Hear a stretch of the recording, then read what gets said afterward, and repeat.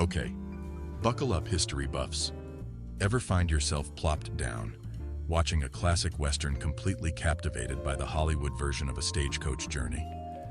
You know the drill: brave heroes, maybe a little romance, and those stunning desert backdrops. John Wayne's leading a ragtag group through peril in Stagecoach, and everyone seems to come out changed for the better, right? Well, what if I told you that the real Stagecoach experience was, well, a lot less glamorous? We're about to peel back the celluloid and dive into the brutal, uncomfortable, and downright dangerous truth of 19th century stagecoach travel. Forget those cinematic adventures. We're exploring what it actually was like to be a passenger. Get ready for a world of grind, misery, constant discomfort, and threats that went way beyond a dramatic shootout. By the end of this little journey, you'll have a much deeper appreciation for what our ancestors endured, and you'll see why the real story of the stagecoach is even more compelling than the myths. So if you're a fan of authentic Old West history and want more content that digs into the realities of the past, hit that like button, subscribe to our channel, and ring that notification bell. Let's get started, shall we? Hollywood's frontier fantasy versus the cruel conveyance.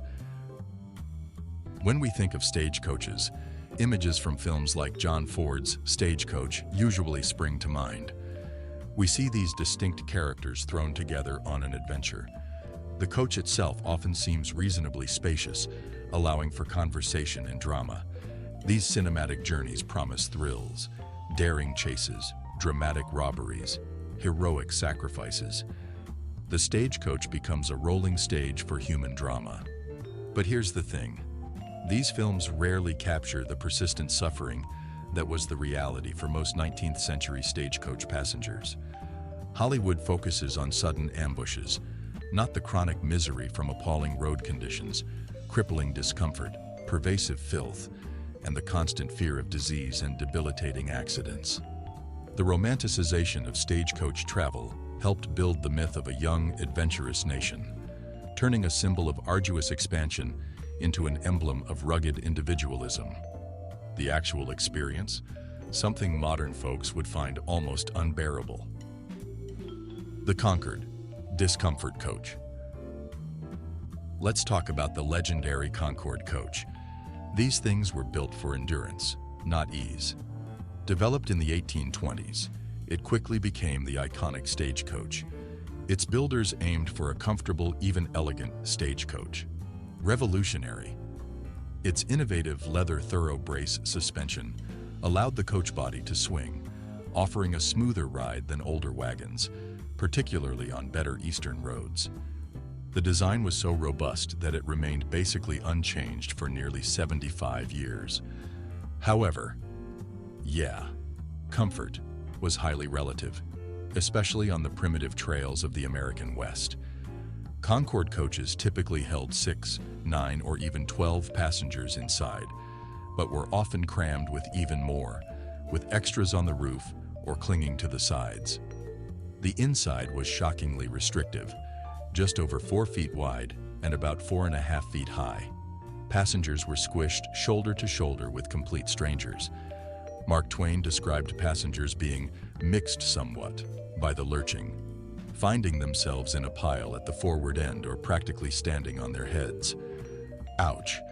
And those leather thorough braces, while an advancement, they weren't a cure-all. Mark Twain recounted one breaking under heavy mailbags. One traveler described bouncing, now on the hard seat, now against the roof, and now against the side of the wagon. No joke indeed. Western coach models replaced glass windows with roll-down leather or canvas curtains because the jarring shattered glass. This meant less protection from dust, rain, and extreme temperatures.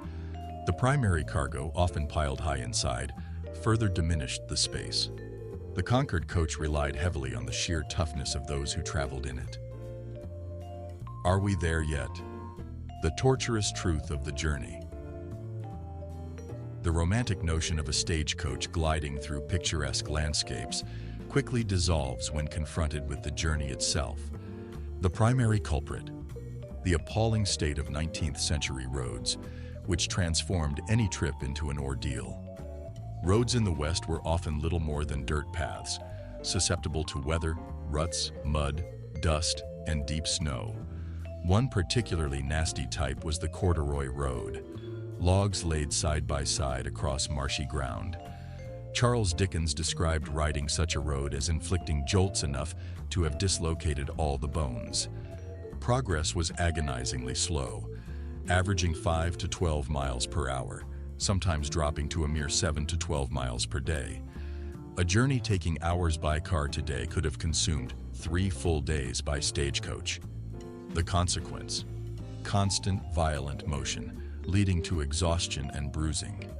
This was exacerbated by extreme overcrowding. Passengers were crammed into the small inside compartment, and mailbags became unwelcome projectiles. There was little escape from the environment. Extreme heat, blinding dust, intense cold, driving rain, and torment by insects. Long-distance overland stage travel was relentless, often continuously for 22 days, both day and night. A journey from St. Louis to San Francisco took around 25 grueling days. Rest stops were brief, mainly for changing horses. Passengers were sometimes compelled to walk to relieve the fatigued teams or help push coaches up hills. The journey was a constant multi-sensory assault and attrition of both body and mind. Surviving the stops. Brief halts at way stations offered little genuine relief. Swing stations were basic for fresh horses. More substantial home stations were often private homes or small inns, serving meals and rudimentary lodging. Even here, the respite was brief. Butterfield overland mail stages made mere 10-minute stops. The quality of station grub was a common complaint. Taverns exploited captive passengers, serving poor quality food and charging whatever they wanted. Granville Stewart lamented each meal was the same. Typical fare included bacon, ham, and the dreaded dried apple pie. Some frugal passengers carried their own provisions.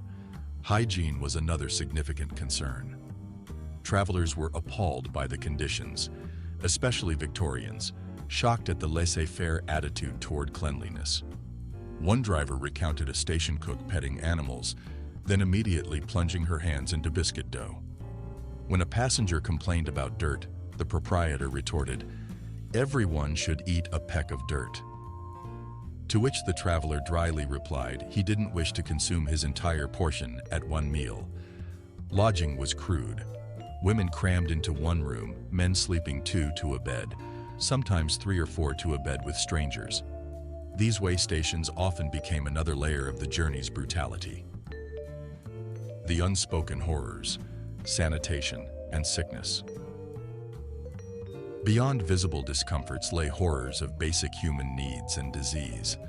The call of nature was a challenge, with no onboard toilets. Relief was sought roadside, offering little privacy.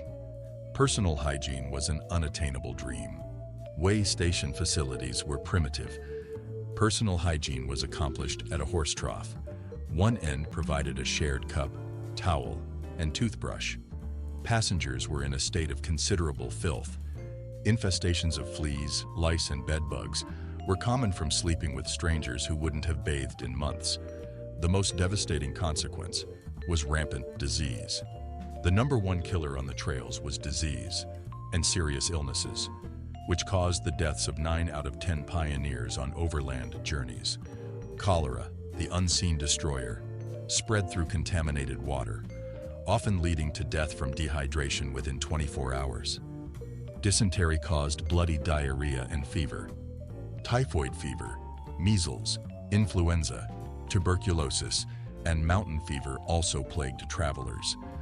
Confined coaches and unsanitary stations were ideal breeding grounds. Effective medical aid was nearly absent. Pioneers relied on inadequate home remedies. The 19th century understanding of germ theory was limited, often attributing diseases to miasmas, or bad air rather than pathogens. Real perils of the prairie. Beyond Hollywood's gunfights, the most frequent and often deadliest perils were mundane accidents, mechanical breakdowns, and the grim reality of robbery. Accidents were alarmingly common: wheels falling off, horses out of control, brakes failing. Coaches broke down, leaving passengers stranded. Causes included poor roads, mechanical failure like collapsing wheels or snapping axles, driver error such as speeding or intoxication, unpredictable horses and hazardous river crossings. Collapsing bridges and overturning were perhaps the most dangerous aspect, with high centers of gravity making coaches prone to flipping. Consequences were often severe injuries or fatalities. Stagecoach robbery was frequent.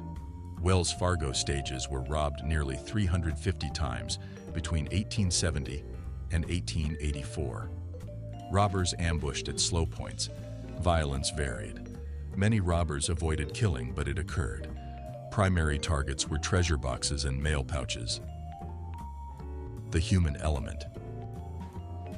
The human element, passenger psyche, social dynamics, and crew lives, formed a crucial part of the brutal reality. The mental and emotional toll on passengers was immense. Acute fear, mind-numbing boredom, and profound exhaustion. The awareness of ever-present dangers weighed heavily. Interspersed with terror were long, monotonous stretches. Overarching all was pervasive weariness from continuous travel, lack of sleep, poor food, and stress. Forced intimacy and extremely close quarters led to friction. Stage lines like Wells Fargo posted rules: share liquor, spit with the wind, don't snore, behave chivalrously toward women, remain calm during runaways. Tellingly, rules advised don't discuss politics or religion, abstain from profane language, don't point out sightings of previous Indian attacks or stagecoach robberies. So what part of this brutal reality of stagecoach travel was the most surprising for you? It is probably the cramped conditions, the terrible roads, the constant threat of disease, or something else. Subscribe to our channel Past Famous and let us know what you think in the comments.